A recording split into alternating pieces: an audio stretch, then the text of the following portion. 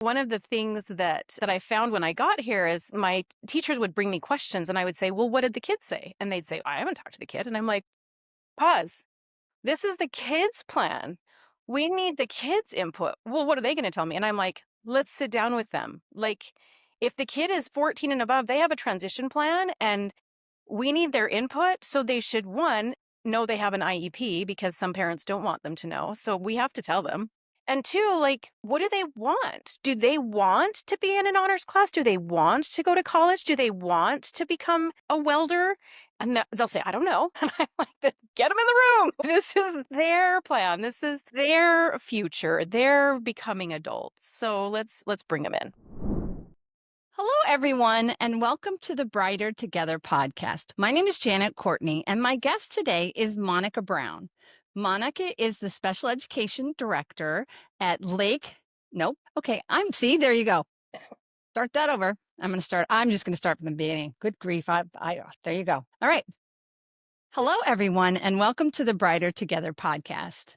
My name is Janet Courtney, and my guest today is Monica Brown. Monica is the special education director at Providence Hall Charter School, and that is in Harriman, Utah. Monica, welcome. I'm having issues with a frog today. I don't know what it is. Thank you so much for being here today. Thank you for having me. I am so sorry. I'm glad you're here. I'm not glad about the frog in my throat, but I'm glad you're here. Can you tell us a little bit about Providence Hall Charter and your role there, and maybe a little bit about your history? Sure. Providence Hall we're the Patriots. Our colors are red, white, and blue. So we're kind of patriotic. Nice. We have a JROTC as part of our campus, and they're a big part of what we do. So I think there's some country pride, patriot pride, we say. I'm the special ed director. It's a K-12 school. I support our special ed teachers and paras here and there. Bell, it's school day. Yeah. We do, let's see, I do a lot of training. My first year, they called me the muscle, because when we have tough parents, it's my job to come in, and I'm 5'2", so that doesn't say that's funny. like, if That's you're really calling fun. me to be the muscle, like, we need some training. So I get to go in and be kind of the voice of reason. I bring the rules, I bring logic, I try to check my emotions at the door so that I can come in and kind of be more of a calming presence. And the calm matters because IEP meetings can get very emotionally elevated. And sometimes we get sucked in, and it's a good check for me to be like, whoa, I'm feeling the emotion. We need to like take a breather and get back to logic and just remember that we're all here for the kid. We all want what's best for the kid. And let's check our egos, let's check our emotions and come back to the data and say what's best for this kid. And things work out. That's a good thing. That's a really good thing. It's a leadership role. I mean, obviously you're very good at your role as a leader. I mean, you really are the one who is the voice of reason when there's high emotions. You have to be the one that kind of settles it. And let's face it, moms are mama bears when it comes to their kids, right? I mean, we're wired that way for sure. Teachers, I feel like, have a sense of mama bear with these kids too. True. Very true. It kind of becomes a mama bear versus mama bear, you know? Yeah, that's not good too, right? But if we bring the cub back into the room, sometimes we say, okay, what's the cub? Bring the cub. And if the cub is there, like, metaphorically speaking, or literally if the kid is in the room, people act differently. It's really funny to see that. Yeah. I always say, people will say things on social media they would never say to your face. Right. For sure. So it's the same kind of thing. It's like depending on the situation. We've talked about conflict resolution and how, everybody comes at things from their worldview, right? And that's just it. And as the person that brings reason back into the room, you're the one who has to kind of set all of that aside and go, wait a minute, what are we doing here? Let's focus on the reason that we're here, which is that child. Yes. Which is why we're all here, right? Education is about the kids. Let's keep it about the kids, right? And that's why we're doing this podcast, right? We want to celebrate because education has become this political hotbed mess, and that's not what's happening. What's happening is we are caring for our children, and that's the part that we are. And leaders like yourself are out there fighting that battle every single day. So tell me some of your Right. wins. Let's celebrate some of those wins. The point of it, right, is what would you say are some of the best wins that you've had? Wow. That's a big question. I don't know that wins are looked at in special ed like they are in other places, right? Like they're not Right. big, they're not frequent, there's no trophy. The one that comes to mind immediately, I guess, is we have a little girl. I want to be careful not to give too many details Yeah, because, no, be if careful. somebody like Yeah, listens, it's hip and FERPA. We want to be right? respectful. Obviously, I won't use names or anything, but just descriptions make me nervous too. So Mhm. we had a little girl who, when I got here, this is my third year here. So my first year was 2022, summer of 22, and in that year we had a teacher at the elementary who taught our severe class, like the intellectually disabled kids, Right. right? Mhm. And Mhm. the law is very clear on who qualifies for that classroom. Mhm. And in getting to know my job, I would observe different teachers. And I went in this classroom and I saw a little girl who had some physical disabilities, but I didn't see educational challenges. Mhm. And so I started to ask questions like, why is she here? Can I see the file? And the teacher got really defensive. And it turns out the girl has a degenerative disease. Eventually, as an adult, she will be very affected. But as a child, her mental capacity is that of her peers, but she's adorable. And the teacher Yeah. wanted her in her class because she was adorable. And so I started digging into the data and I started taking my own data. And I eventually called a meeting. It took about 6 months to get all the pieces together and the gen ed teacher to be on board to get the data that we were looking for.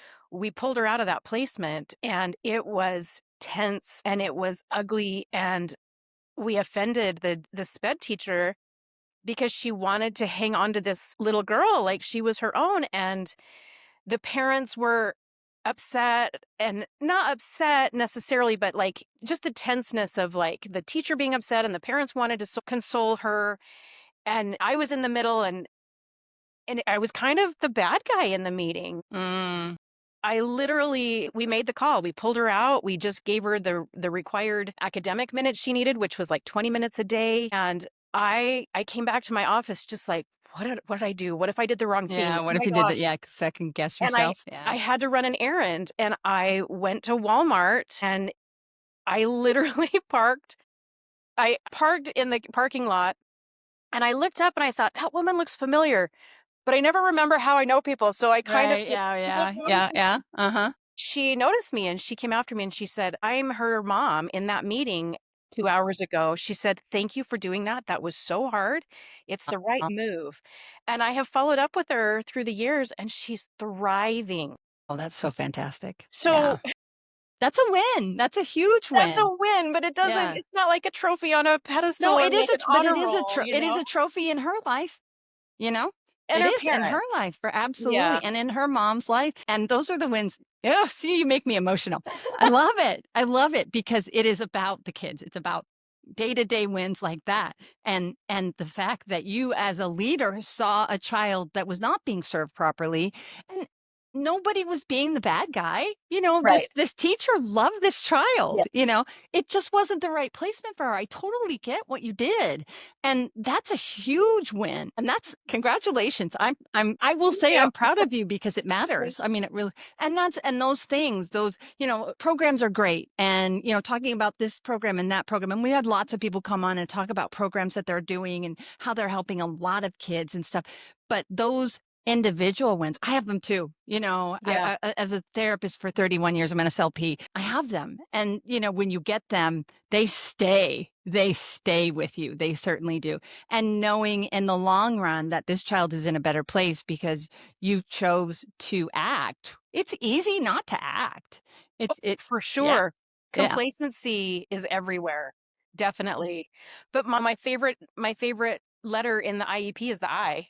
Yeah, individualized, Yeah, right? when people Yep. come to me, well, and sometimes I cut off the eyes, like, it's individual. Yeah, What individual, does yeah. this kid need? They'll bring me the data and I'll say, "Okay, the data says it's trending this, but what do they need? What is the disability telling us?" Like, let's go to the kid and what they need, not, "Well, this is the curriculum," or, "This is what the peers are doing." But how are they doing compared to their peers? Let's bring it back to the person, because I think we get easily stuck in our own, like, mental fiction of they can, but they won't. Well, do we know that? Like, Yeah, let's have we sit down tried? with the kid. One of the things that sorry, I'm totally dominating. No, no, you're fantastic. This is great. I love this is exactly what I want you to do. So please keep going. One of the things that I found when I got here is my teachers would bring me questions and I would say, "Well, what did the kid say?" And they'd say, "I haven't talked to the kid." And I'm like, "Pause. This is the kids' plan. We need the kids' input." "Well, what are they going to tell me?" And I'm like, "Let's sit down with them." Like, if the kid is 14 and above, they have a transition plan and we need their input. So they should, one, know they have an IEP because some parents don't want them to know. So we have to tell them. And two, like, what do they want? Do they want to be in an honors class? Do they want to go to college? Do they want to become a welder? And they'll say, "I don't know." And I'm like, "Get them in the room. This is their plan. This is their future. They're becoming adults. So let's bring them in." That's great. Because I do this. I when I was treating as an SLP, I always told my kids my goals. If I felt like they could understand the goals, these are the goals that were set at your meeting. These are the things that we're going to work on with you, but you need to know what they are so we can work on them. You know, and some of them got it and some of them didn't. But we always, it was like, why are we not telling them? Why are we not addressing it with them? I mean, everything we're doing is for them. Let's tell them. Let's keep, yeah, yeah. It's Although it's as though it's a big secret, right? yeah, and it shouldn't be. Really, it really shouldn't be. It should, these are all the things that we're going to work on. And those the ones that understood, they were excited about it. And boy, when they met those goals, when I'm a checkbox person. They say that there's studies that show when you finish a task and you do that checkbox, there's endorphins that are released. I It's like believe it. yeah, I'm like, I love those endorphins. I've never been a drug addict. I've never done drugs, but boy, I like those personal drugs in my brain telling me that I did a good job. And kids need that. They need to see that, and so I've seen it in the students. Wow, I got it. I got it today. And how fantastic is that when their face lights up, and that's the reason we do what we do for sure. Yeah. And I love that. I love that.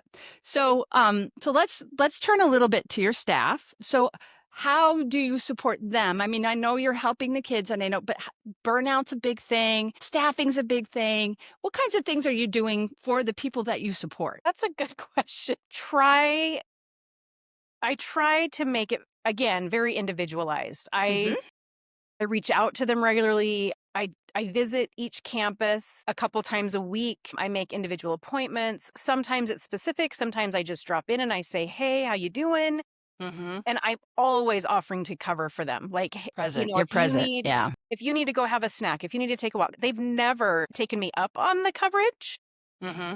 but I always say, "Look, I know what it's like. I've been there for, I don't know, coming probably up on 15 years in the class." And so I have skills and they'll come to me, like my office door, I have an open door policy. They can drop it. If I don't have stuff on my calendar, I'm like, "Come in, we'll talk about it."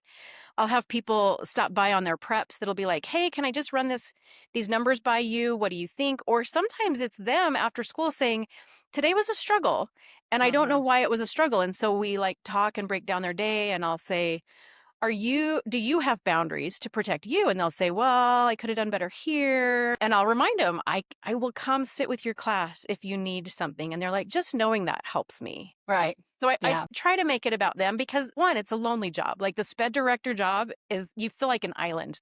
Hmm. There's no one to go to. You make hard calls and then you doubt. Yeah. Like Yeah. running into parents in the parking lot that make you go, "Okay, okay, maybe what I'm doing is okay." So if I didn't have teachers calling me or stopping by or having me come over during their preps, I'd be pretty lonely. Yeah. But you have that open door, and you are approachable, and you're showing them that you're available. And those are the traits of a leader, somebody that shows they care, it's important. Those are Thank all you for really saying that. important things. I don't Yeah. feel like a leader. Leadership is the hardest job I've ever done. I had no idea what I was getting into when I accepted it. Yeah. Yeah.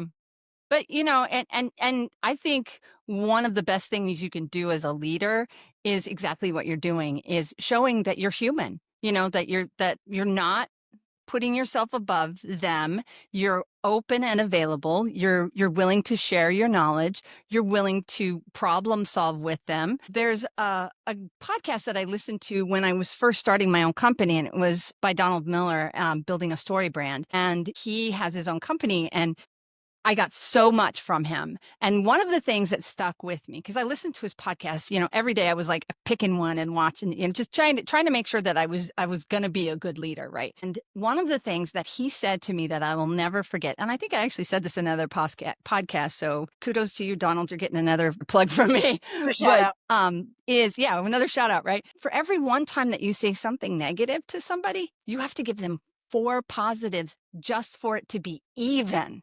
Just to be even. And I'm like, that has just, and I have a 1 to 4 or 4 to 1 thing on my, as a sticky note on my computer, because it's just like, so you have to your words matter, and, you have to be, uh, quick to listen, slow to speak, slow to become angry. That's from James in the Bible, but Yeah, James uh-huh, 1:19.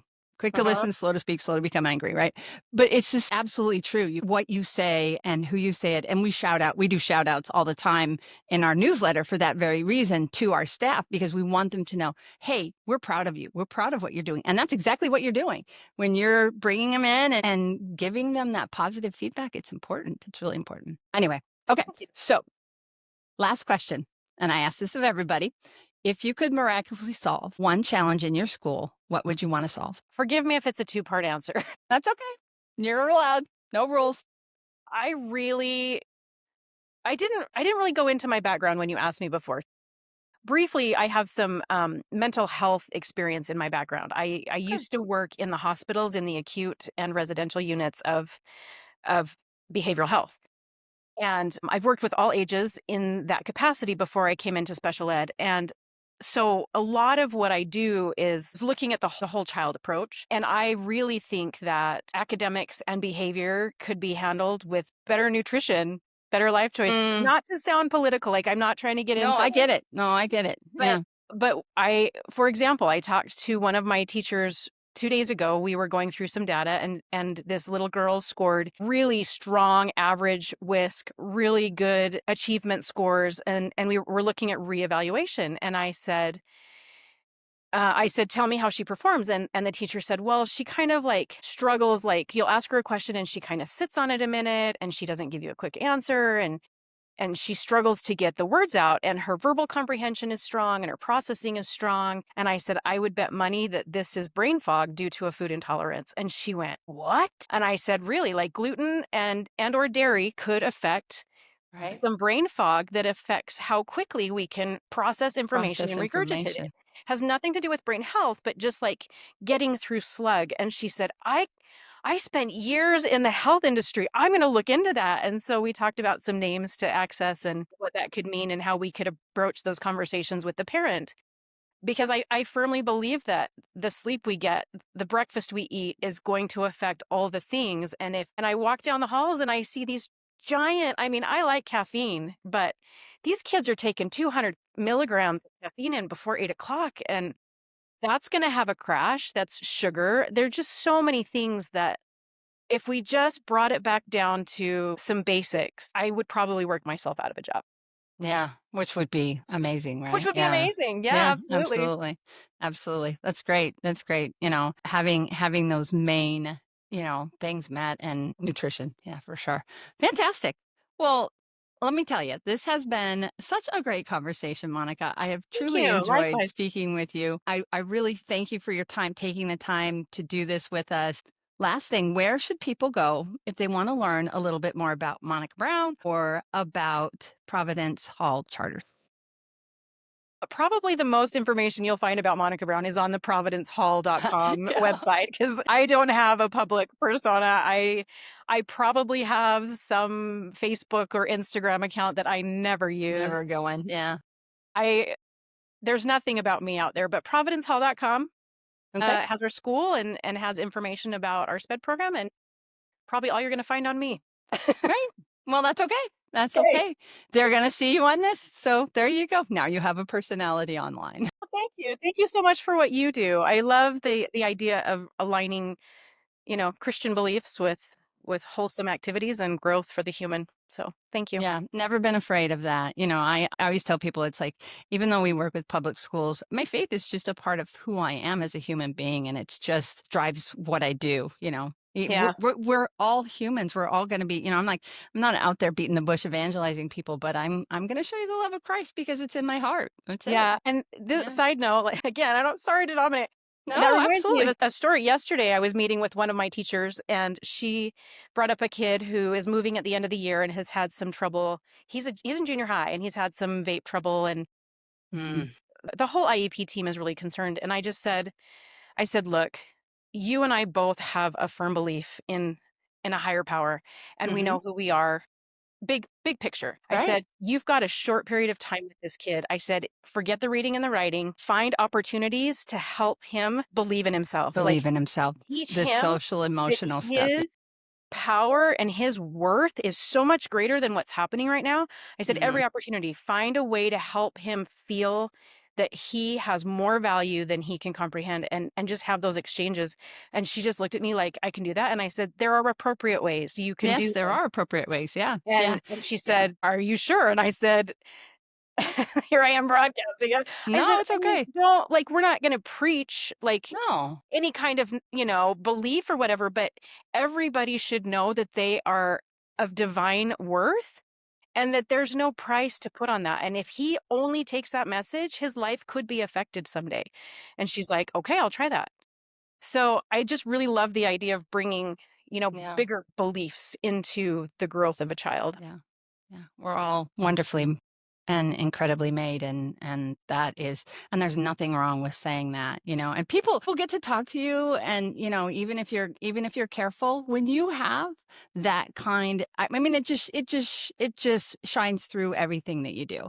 And that's the piece that, it's like, yes, but I'm never gonna tell somebody that their belief is wrong. It's just, this is Right. mine, and this is what Right. I believe. And I think, I don't think Christians have always done it correctly. But For again, sure. it's not for me to judge what someone else has done too. God tells me not to judge them. Yep. Right. Okay. Even ourselves, we're not even supposed to judge ourselves. Okay. That was a revelation for me. What?